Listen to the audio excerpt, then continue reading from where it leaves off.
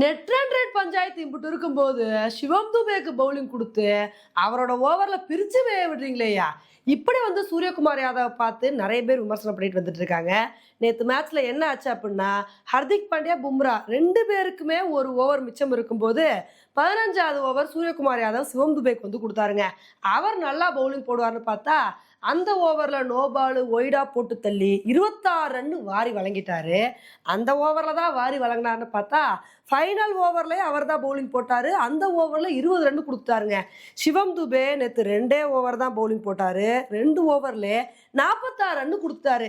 இப்ப இதை பார்த்துட்டு தான் சூரியகுமார் யாதவ எல்லாரும் என்ன விமர்சனம் பண்றாங்கன்னா, ஏன்பா நமக்கே நெட் ரன் ரேட் பஞ்சாயத்து வந்திருக்கு, ஆல்ரெடி பும்ராவுக்கும் ஹர்திக் பாண்டியாவுக்கும் ஒரு ஓவர் மிச்சம் இருக்கும்போது நீங்க ஏன் சிவம் துபேக்கு வந்து பவுலிங் கொடுக்குறீங்க?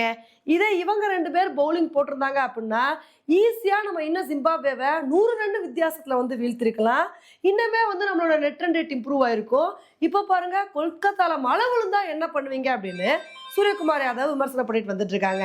ஆனா உண்மையிலே நேற்று என்ன சுச்சுவேஷன் இருந்துச்சு அப்படின்னா, ஜிம்பாப்வே எப்போ 120 ரன்னை கிராஸ் பண்ணாங்களோ அப்பவே நமக்கு நெட் ரன் ரேட் பஞ்சாயத்து முடிஞ்சு போச்சு. நம்ம என்னதான் ஜிம்பாப்வேவை பெரிய ரன் வித்தியாசத்துல வந்து வின் பண்ணாலும் நம்ம வெஸ்ட் இண்டீஸை நெட் ரன் ரேட்ல வந்து நம்ம பீட் பண்ணவே முடியாது.